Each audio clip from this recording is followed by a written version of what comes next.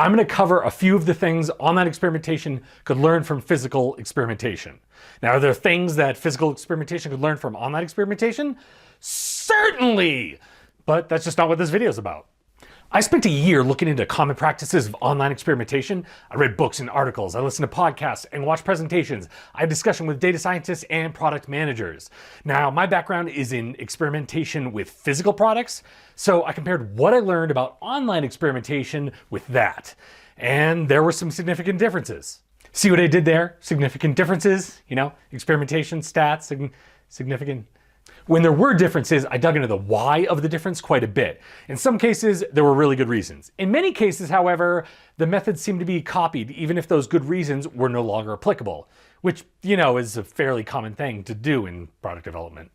Side note, it's not like no one in online experimentation is doing these things, but they're just not common practice from what I saw. 1, whenever possible, switch to continuous variables.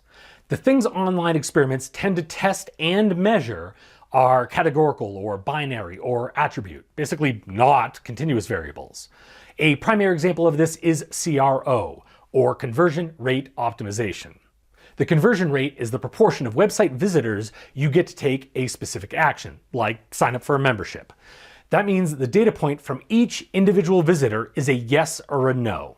Sometimes there can be 3 or 4 categories each visitor may fall into. Regardless, it's not continuous data. It's not along a continuous scale. A data point can't be yes 0.483. So what's the big deal? The big deal is that continuous data requires smaller sample sizes to analyze and gives you better information than proportional testing that's done with the categorical data. But what choice do you have if conversion rate is what your organization really values? Just because it's an important metric doesn't make it a good experimental measure. In other words, go ahead and use it as a metric for how the business is doing, but don't use it in your analysis for experiments. Instead, find a continuous variable that correlates with conversion rate for your particular situation. Maybe it's how long the visitor stays on your site. And you may say, that's really noisy data. There's a lot of variation with how long people stay on your site. Sure, I could buy that. I bet you that's true. It's still going to be a smaller sample size than categorical data in proportion testing. Also, there are probably, very likely, better continuous variables than time that relate to and maybe even drive conversion rate for your particular situation. And if you don't already know what they are, by the way, that's a gap right there, and you should figure that out first. And when I say smaller sample sizes, I'm talking about a fraction of the data points needed. I'll give you an example, but like full disclosure, I'm totally comparing apples and oranges here. There's like a lot of underlying assumptions in what I'm about to give you, but it should give you a rough feel. The sample size for 2 proportion testing on categorical data with 95% confidence and an 80% power to detect a 2% improvement on your conversion rate is 6,507. With the same confidence and power, the sample size for a t-test to detect a 2-second improvement when the standard deviation is, say, 20 seconds, a pretty large standard deviation, is 1,570. Okay, time to head into the second item. But please, I'm begging you, like and subscribe, please, thank you. So, number 2, use multiple factor experiments a lot more. 1 factor at a time is held in high regard in online experimentation. It comes in the form of A/B testing or even ABC testing. That's not to say that 1 factor at a time isn't done in the physical products. It most certainly is, but it's not referred to as a best practice. Experimentation best practice folks like me really just sort of trash talk 1 factor at a time in a totally professional way. 1 factor at a time experiments choose one thing, 1 factor to change over the course of the experiment. It could test 2 different button locations or 2 entirely different layouts, right? So that one thing can be from very simple to very complex. Now, multi-factor experiments change multiple factors over the course of the experiment. In the physical product world, those are called design of experiments, or DOEs. In the online experimentation world, those are called multivariate tests, or MVTs.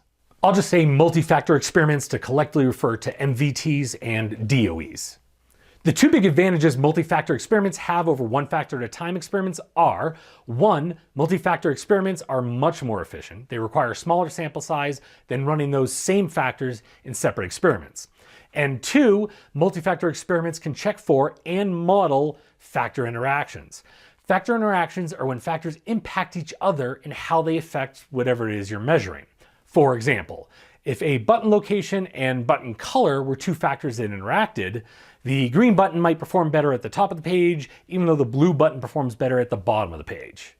One factor at a time cannot test for interactions.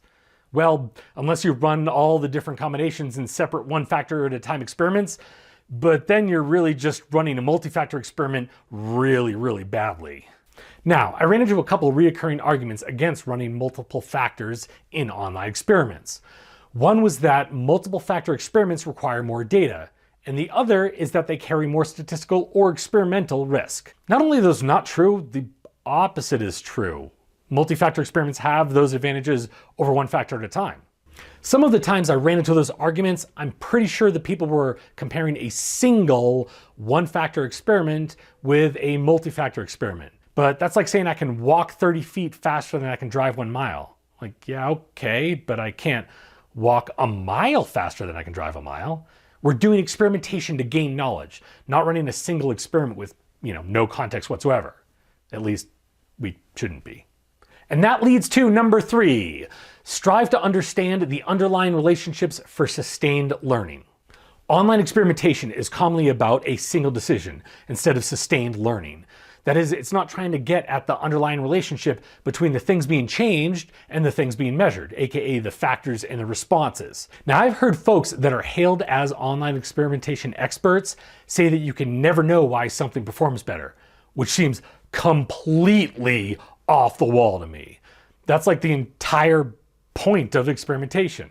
Now, granted, if you use categorical data and run one factor at a time, it will be near impossible to get at the underlying relationships, which is part of why those things are 2 of the 3 items on this video's list. But going for sustained learning is about more than using variable data and multi-factor experiments, although those are big parts of it. It also means using things like first principles to inform experimentation. Now, what do we mean by first principles? Basically, we mean established science. In physical products, it's physics, chemistry, etc. In the case of people visiting a website, it's the behavioral sciences. So if you're not using behavioral sciences to inform your experimentation, you're reinventing the behavioral wheel, so to speak. Going for sustained learning also means running experiments in a series along a learning path. You increase knowledge and your understanding by building upon previous experiments. There are definitely advocates for integrating behavioral sciences and successive experimentation in online experiments. But I found they're the exception more than the rule. And the ones I ran into are actually quite exceptional. At the heart of sustained learning is a thing called a transfer function. Think of it as product market fit in the form of an equation. Okay, that's a bit of a stretch, but it sounded cool. Transfer functions can represent the relationship between the design of the product and the performance for the user. All 3 of the items I've gone through impact the efficiency of experimentation in the form of sample size, experimentation time, and consistency of results. But maybe you work at an organization that just throws heaps of money at experimentation to overcome any inefficiencies. Woohoo! And to everyone else, let's just pretend for a moment that we do work at such a company. What you can't overcome with money is not having the knowledge of what drives user satisfaction. And when you use categorical data and don't experiment with multiple factors at a time and don't get at the underlying relationships, you won't get that knowledge. Is what I'm suggesting easy? Hell no. Will it take your experimentation to the next level and provide better information more efficiently? Yep.